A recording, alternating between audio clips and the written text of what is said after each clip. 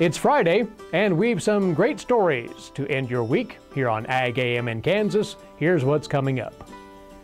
Today, Eric Atkinson introduces another master farmer, Master Farm homemaker family, John and Berna Mae Stegman from outside Spearville, Kansas in Ford County.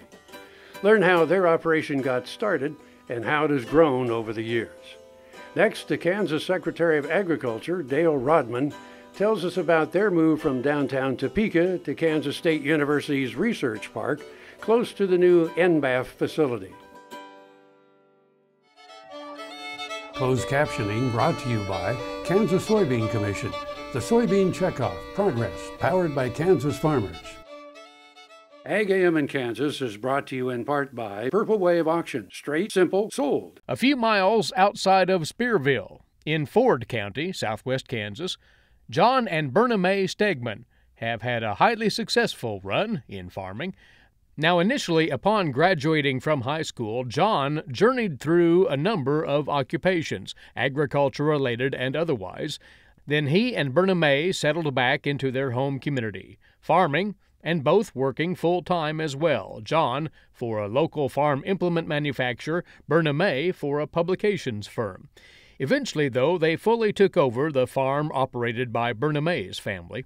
And now, with son Bernie and grandson Jacob conducting the day-to-day operations, the Stegmans are into their sixth generation of farming in the Spearville area. As John notes, he and Berna Mae were an item very early on. Your farm exists just outside of Spearville in southwest Kansas, and you both grew up in this community. John, Yes. correct? Yes, we both grew up. We were neighbors. What was it? About 4 miles at the most. Attended grade school, high school together, and I don't know. One day we decided it was time for us to fall in love and get married. It was that simple? It was simple. Was it that simple, Berna Mae? Yes, it was that simple. And you decided early on you were going to stay in the Spearville community then? Well, yeah, I never thought about moving it after we did our stint farming in eastern Colorado with my dad, and came back, and I went on a harvest run with a family out of Jetmar, Kansas, and did that for several years. And then Crustbuster in their beginnings was American Products, but they started their growth, and I got involved in that in procurement, and did some inside sales and worked there for 20 years. It was a good jump off for me. It actually got us started farming because we made a little money and made a down payment on some farm ground, and kind of kept our feet to the ground with farming. We just kind of messed around and started borrowing little farm ground, a little more, and used her dad's machinery. And I think it was, 1985, he had a heart attack, and so he said, "I'm done. You guys can farm it." So, as the two of you grew the operation, was it originally a diversified operation, crops and cattle, or something else? our first experience was our folks bought a little farm that had a house on it. Of course, that's what we wanted. We got to move to farm with the kids, and there was little grass on there, and so we bought 9 heifers, and we wound up getting in the cow business.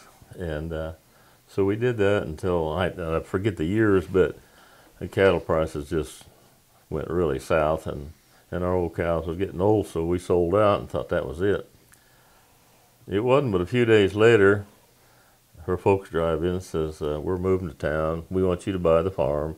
We want to sell you our cows." And so we was only out of the cow business for a month or so. Yeah, it wasn't very and we long. got back into that. But after Mother had rented our irrigated farm to a neighbor, and she let them keep that until he had his family raised. And so then we took it over, and that gives us some more diversification with irrigated ground and dryland ground and the cattle operation. We've been using the multi-min on our donor cows, and after we started using it on them, we've seen a definite increase in grade number 1 embryos I like the results that I get using Multi-Min with the AI conception rate. Their minerals not up to snuff, you're gonna have problems, and I definitely think Multi-Min is good for, you know, general healthiness of the cattle. We think Multi-Min more than pays for itself. American innovation is being driven in places you might not expect by people like Brent Hayek, an Oklahoma family farmer, who recently set a world land speed record in a Ford Super Duty pickup truck powered by renewable B20 biodiesel. Advanced performance is here, now, putting America on the fast track to more jobs and energy independence. Biodiesel, America's advanced biofuel. Now another gardening tip with Annette Jackson. Early spring is the best time to plant many of the cool season garden vegetables for your dinner table, finishing in just 4 to 12 weeks. Plant homegrown cabbage, cauliflower, broccoli, Brussels sprouts, lettuce, and onion plants in your garden or container. Homegrown, hardy, and healthy plants are now available at Jackson's. Use Fertilome Gardener Special Fertilizer for your garden, or Fertilome Blooming and Rooting Water Soluble for your containers for best production. Roy Fry Western Lifestyles brings the cowboy or cowgirl out in all of us. With a huge selection of must-have items, it doesn't matter if you're shopping for your horse, picking up some Western accessories to add that rustic charm to your home, or simply treating yourself. The knowledge and expertise to dress you your Western best is right here at Roy Fry Western Lifestyles, Highway 24 and Kansas Avenue in Topeka.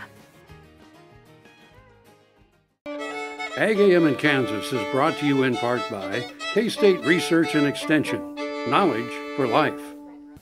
You grew the place steadily over the years, and although your son Bernie and his family are largely running it now, we might talk of its scope present day, about 5,000 acres, and it's pretty much right down half and half crop and pasture? Yeah, there's a little more cropland there is pasture. But I had actually, our son farms everything out west of town, and there's some east and all over, but we'd bought some acreage south of town, and that's when our grandson was coming out of Hayes. So I read it to him and thought we'd see whether he really wanted to be a farmer. And he's took hold and done well. And I want to mention, though, because they are so evident, you have opened up your property to installation of a number of wind turbines. What led you to that decision? Community here was all for it. We had a local fellow here that called the first time and got these people out here to take a look at the Spearville area and see whether it was suitable for wind energy. And he said when he drove out here and see all the trees facing north or leaning north, he said, I knew there had to be some wind out here. But it's, you know, it's beneficial to the community, the schools, the townships, and everybody gets a part of this money. And so we're just building a new gymnasium and adding on to the schools. And let's visit a bit about your, again, civic achievements. And for one thing, you're both very devoted and active in the church here locally, right? Yeah. Forget the years. We have reading of the readings, and we call them lectors. They've been called everything. And I was one of the first ones in that group, and that's been a lot of years ago, and I'm still doing it.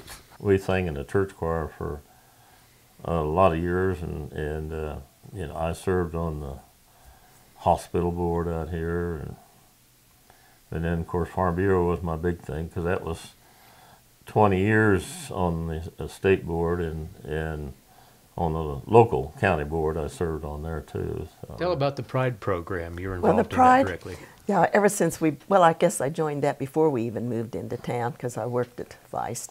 And we had a guy here that went around to check and make sure the property was fine, you know, no used cars sitting around.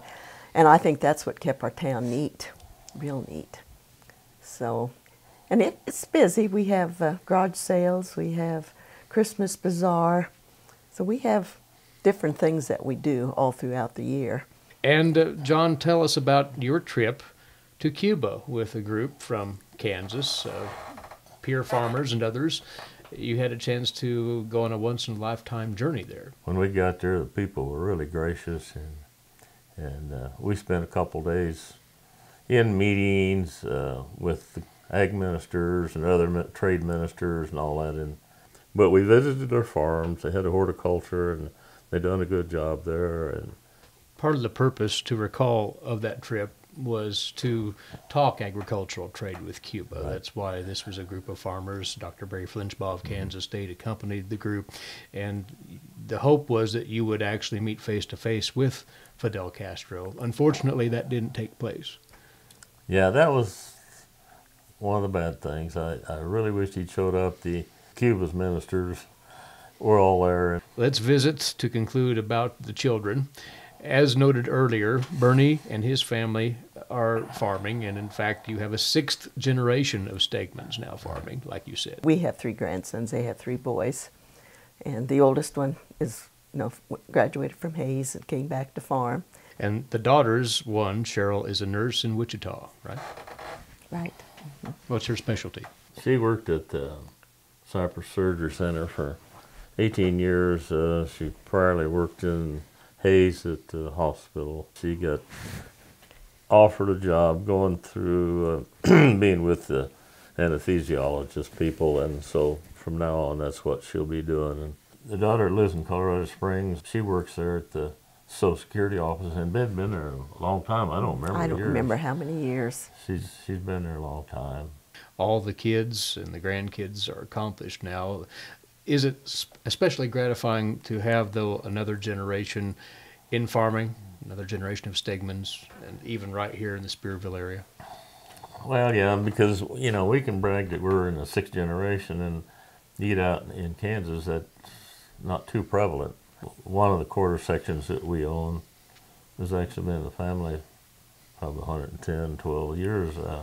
Lastly, tell us what it means to the both of you to be named Master Farmer, Master Farm Homemaker. Once you were aware of that recognition, what were your thoughts? Well, actually, I'm humbled by it, and I think she probably is too, that somehow we got nominated for this. Our beginnings from her folks and my folks, and all the way back to great-grandpa's, it just carries on a legacy. Well, thank you to the both of you, and congratulations on the recognition. Well, thank you. Thank you. John and Berna Mae Stegman, Kansas Master Farmer, Master Farm Homemaker, class of 2012.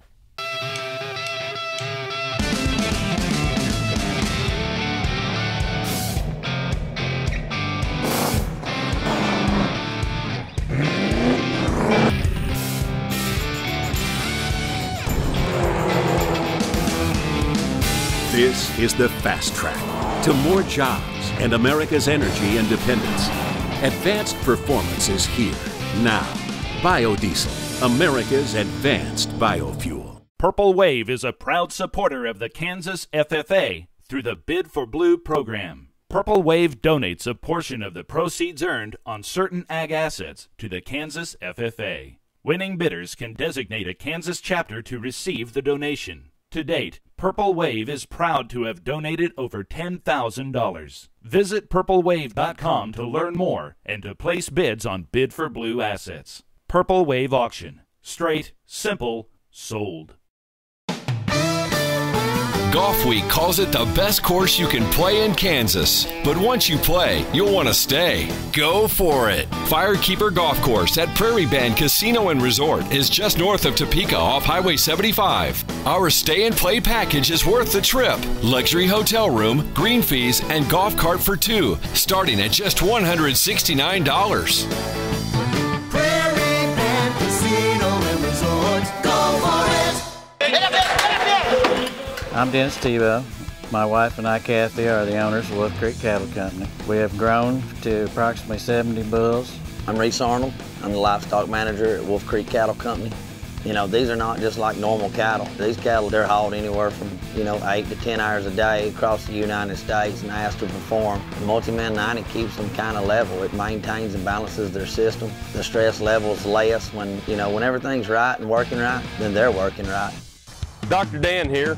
Whether I'm driving up and down the roads covering the state of Kansas, or I'm getting between Riley and Manhattan for my job, I'm driving a Ford truck. I'd like you to come out and visit my friends here at Dick Edwards Ford. They have a truck that'll suit your needs. Whether you're looking for power, with a Power Stroke diesel. Or if you're looking for fuel efficiency with the new EcoBoost engine, they got a truck that's just right for you. They're located 2 miles east of the Town Center Mall in Manhattan, Kansas, and they'll bend over backwards to help you. And I'll see you down the road. This segment brought to you by the Kansas Soybean Commission. The Soybean Checkoff, progress powered by Kansas farmers. Good morning and welcome back to the show. We're at the state capitol and we're joined by the Secretary of Agriculture, Secretary Rodman. It's good to see you again. It's good to see you, my friend. Hey, big news, exciting news for Kansas agriculture. Tell us about that. Well, Kansas Department of Agriculture has been located in the Mills building on 9th Street, Topeka, for well over 100 years, as far as I know, and our lease expires in September this year. It's been a 15-year lease. Kansas Ag Department also has offices in Stockton, Stafford, Garden City, and Parsons, and we also have a laboratory at Forbes Field, as well as we have some office people out there, and we have a Medtronic weights and measure lab there.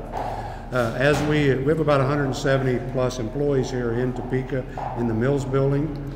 As our lease started to expire 2 years ago, we began the process to try to decide what makes best sense for us and agriculture, because we are really the only agency in the state that is focused on the industry sector, which, by the way, is the largest industry sector in the state and will be in the future. Secondly, it's probably the most growth sector that we have in the state. And third, it's probably going through the greatest transition technically, both from crop production and crops itself for the future.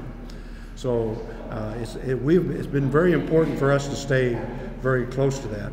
In that process, late last fall, the KSU Foundation came to us and said, you know, would you consider being the pillar building on the new KSU research corridor in and around the NBAF facility in the northeast section of Kansas State University. Personally, I didn't think that we could build a new building and make it economically viable, and that because one of our charges, we had to be less cost there than we are here by the governor, and we had to be on campus if we did this. And kudos to him, because he recognized the long-term impact of something like this for agriculture. And by golly, they got it done. And we have signed the contracts with the foundation. I have signed them. This morning was a formality. We had to meet with the Joint Building Committee. As the chairman said, it's advise and consent. They even passed a motion to support the action, which is just fabulous. And we're off and running. This means a lot for Kansas agriculture. It puts you guys in the heart of agriculture here in the state, not only research, national research, and new national companies coming into the state. It's a great opportunity to recruit new, exciting companies coming to the state. Without a question. As you know, we've had one of the first companies come in, which is Midwest Vet Services, moved to the Manhattan area, which is really the first one associated with the NBAF facility, and that was just a great addition. And that's number one, and we're working on 2, 3, 4, and 5. Yeah. Long-term plans for this. How do you think? What do you think the synergy will be between the department and the university? Well, first off, before I deal with that, the most pressing and concern is our employees themselves and how we manage this transition, because this is a tough issue. Under the stress scale of life, there's death, divorce, and moving, and that's a fact. And so some of the employees that haven't moved in their lifetime, this is going to be very traumatic for them. So what we hope to, as we come out of this with a better organized and a reorganized in some areas, agriculture department for the state of Kansas. We just received a letter, which we have been in contact with New Mexico, South Dakota, and Purdue, or Indiana, which has had theirs at Purdue for a number of years, about the synergies. And just a fabulous letter is being the press release about what we can do. There is no question we should save money. My people and myself are in Manhattan all the time. I have several of them up there today in meetings up there. And as you know, the university brings in various groups from all over the world, whether it is sorghum or wheat or cattle or whatever we're working on, and we'll be very much active part of that. And as you know, one of my jobs is recruit businesses both ways, internationally and globally, and K-State will be a very big part of it. We can better coordinate those efforts. Get ready for the Kicker Country Stampede presented by Verizon Wireless, starring Jason Aldean. Ray Atkins. 4 days of camping and country music at Country Stampede, Little Big Town. The Pistol Annies featuring Ashley Monroe, Miranda Lambert, and Angelina Presley. Country Stampede. Take advantage of our current pricing. Use Easy Pay to split up your payments. Save money through April 30th with early bird pricing. More info at countrystampede.com. Soil is the life of a farm, and for 25 years, SureCrop Liquid Crop Nutrition has helped growers produce abundant quality crops while preserving and improving the soils they steward. SureCrop offers complete soil and plant analysis with cropping recommendations, delivery direct to your on-farm storage, and quality crop nutrition custom blended for your field. Choose SureCrop for the assurance of excellence for your soil. Call today or visit their website for more information. Purple Wave is a proud supporter of the Kansas FFA through the Bid for Blue program. Purple Wave donates a portion of the proceeds earned on certain ag assets to the Kansas FFA. Winning bidders can designate a Kansas chapter to receive the donation. To date, Purple Wave is proud to have donated over $10,000. Visit purplewave.com to learn more and to place bids on Bid for Blue assets. Purple Wave Auction. Straight, simple, sold. Tar Waters has what you need for all seasons for around the farm and home. Working, hunting, growing, feeding, snow removal, even fun for the kids. And a service department with experienced techs to help keep your equipment in top running condition. Tar Waters has a huge selection and the best prices. Tar Water Farm and Home, family owned and operated since 1978. They have what you need. Valley Vet Supply is devoted to providing information and professional quality products at reasonable prices. Valley Vet Supply. Ag AM in Kansas is brought to you in part by Premier Farm and Home. Stop by or visit us at haycow.com. Grasses have a range of recommended heights. The higher end of that scale is for mowing in the summertime, and the lower end of the scale can be mowing for when it's in the spring or in the fall. You can mow it at the higher end of the scale all year round, but if you like to mow your yard a little bit shorter, you like the way it looks when it's a little bit shorter, mow it shorter at the shorter end of the scale in the spring and the fall, and then raise it up in the summertime. And raising the height up in the summertime really can help improve the health of the grass. It gives the grass a little bit more leaf material, which will cool the soil and help the roots stay healthy, and allows the plant to have more leaf area to absorb sunlight and grow well over the summertime. Another important safety consideration is when to refuel the lawnmower after you've been mowing. It's recommended that you wait at least 5 minutes to allow the engine to cool down before we add any fuel, so that any spilled fuel won't catch on fire. It's important to have a sharp lawn mowing blade. Sharp blades cut cleaner and more efficiently, whereas dull blades can damage the grass and actually stress the lawn out even more. If you read your owner's manual, most lawnmowers will tell you to sharpen your lawnmower blade after every 10 hours of use. A good place to start would be to sharpen your lawnmower blade at least once a year. Periodically throughout the year, we want to inspect our lawnmower blade for cracks and nicks or even bent blades and replace those blades when necessary. So to check the lawnmower blade, we can just tip the lawnmower over and take a look at the lawnmower blade. So nick, nick. For more information, visit your local extension office or visit our website at kansasgreenyards.org. Closed captioning brought to you by Kansas Soybean Commission. The Soybean Checkoff Progress, powered by Kansas farmers. We hope you've enjoyed today's program. We're here every morning, Monday through Friday. If you missed part of today's broadcast, you can see it on agaminkansas.com. Eric Atkinson here from K-State Research and Extension.